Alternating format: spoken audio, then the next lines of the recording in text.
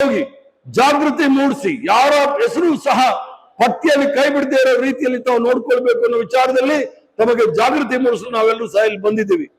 ಆದ್ರಿಂದ ತಾವು ಇಷ್ಟೊಂದು ಸಂಖ್ಯೆಯಲ್ಲಿ ಬಂದು ಈ ಒಂದು ಕಾರ್ಯಕ್ರಮದಲ್ಲಿ ಪಾಲ್ಗೊಂಡಿರೋದ್ರಿಂದ ನನಗನ್ಸುತ್ತೆ ಕರ್ನಾಟಕ ರಾಜ್ಯದಲ್ಲಿ, ಯಾಕಂದ್ರೆ ಈಗಾಗಲೇ ನಾನು ಮಂಗಳೂರು ಹುಬ್ಳಿಯಲ್ಲೆಲ್ಲ ಮುಗಿಸ್ಕೊಂಡು ಬಂದೆ, ಈಗ ಮೈಸೂರು, ಈ ಒಂದು ಉತ್ಸಾಹ ನೋಡಿದಾಗ ಕಾಂಗ್ರೆಸ್ ಪಕ್ಷದ ಕಾರ್ಯಕರ್ತರು ಯಾವುದೇ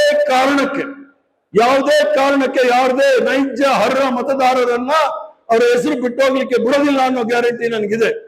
ಮತ್ತೆ ಸರ್ಕಾರ ಇರ್ತಕ್ಕಂಥದ್ದು ಪ್ರಜಾಪ್ರಭುತ್ವದಲ್ಲಿ 5 ವರ್ಷಕ್ಕೊಂದ್ಸಲಿ ಚುನಾವಣೆ ಬರುತ್ತೆ. ಚುನಾವಣೆಯಲ್ಲಿ ನಮ್ಮ ರಾಷ್ಟ್ರಪತಿ ದ್ರೌಪದಿ ಮುರ್ಮು ಅವ್ರಿಗೇನು ಅಧಿಕಾರ ಇದೆ, ಅದೇ ಅಧಿಕಾರ ಸಮಾಜದ ಕಟ್ಟಕಡೆಯ ವ್ಯಕ್ತಿಯಲ್ಲೂ ಸಹ ಅದೇ ಅಧಿಕಾರ ಇದೆ. 5 ವರ್ಷಕ್ಕೊಂದ್ಸಲಿ ನೀವು ಮತ ಚಲಾವಣೆ ಮಾಡಿ ನಿಮಗ್ ಬೇಕಾದಂತ ಸರ್ಕಾರವನ್ನು ಆರಿಸಬಹುದು, ನಿಮಗ್ ಬೇಡದೇ ಇರೋ ಸರ್ಕಾರವನ್ನ ಮಣ್ಮುಕ್ಕಿಸಬಹುದು.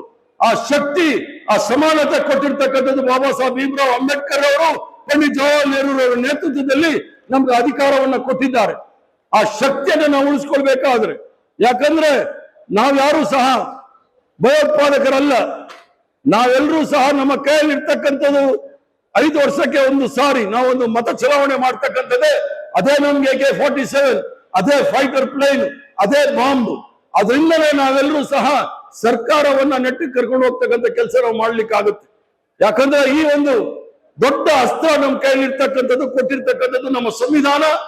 ಈ ಒಂದು ಅಸ್ತ್ರವನ್ನ ನಾವು ಉಳಿಸ್ಕೊಳ್ಳಿಕ್ಕೋಸ್ಕರ ನಮ್ಮ ಹೋರಾಟವನ್ನ ಮಾಡಬೇಕು.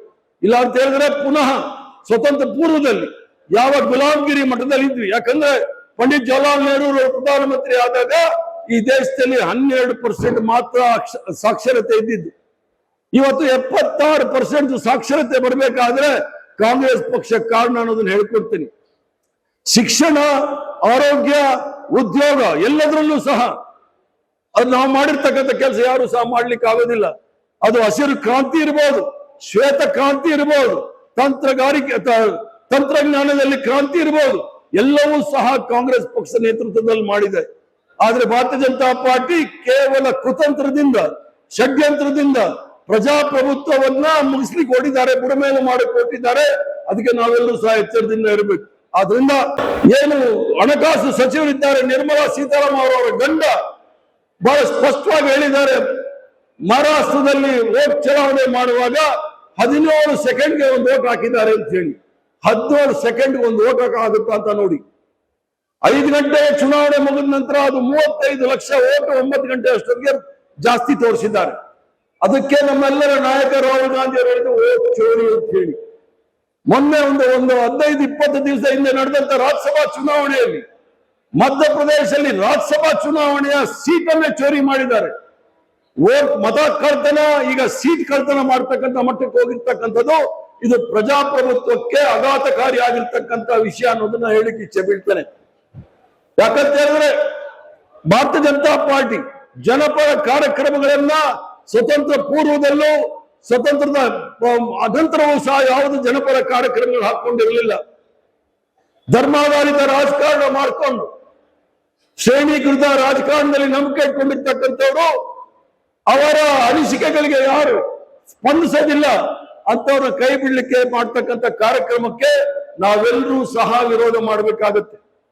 ಯಾಕಂದ್ರೆ ನಮ್ಮ ಪೂರ್ವಜರು ಸ್ವತಂತ್ರ ಭಾರತ ಅಂದ್ರೇನು, ಇದರಲ್ಲಿ ಯಾವುದೇ ಭೇದ ಭಾವಗಳಿಲ್ಲದೆ ಇರ್ತಕ್ಕಂಥ ಮಹಾತ್ಮ ಗಾಂಧಿ ಅವರ ಸಿದ್ಧಾಂತ ಸರ್ವಧರ್ಮ ಸಮಭಾವ, ಎಲ್ರೂ ಸಹ ಸಮಾನರು, ನಮ್ಮ ಸಂವಿಧಾನದಲ್ಲಿ ಎಲ್ರಿಗೂ ಸಹ ಸಮಾನವಾದ ಹಕ್ಕು, ಯಾವುದೇ ಹಕ್ಕನ್ನು ಮೊಟಕುಗೊಳಿಸ್ಲಿಕ್ಕೆ ಆಗೋದಿಲ್ಲ ಅನ್ನೋ ವಿಚಾರವನ್ನ ನಮ್ಮ ಸಂವಿಧಾನದಲ್ಲಿ ನಮ್ಮ ಹಿರಿಯ ಪೂರ್ವಜರೆಲ್ಲ ಹೇಳಿರ್ತಕ್ಕಂಥದ್ದು ನಾವೆಲ್ಲರೂ ಸಹ ಗಮನದಲ್ಲಿ ಇಟ್ಕೊಳ್ಬೇಕು.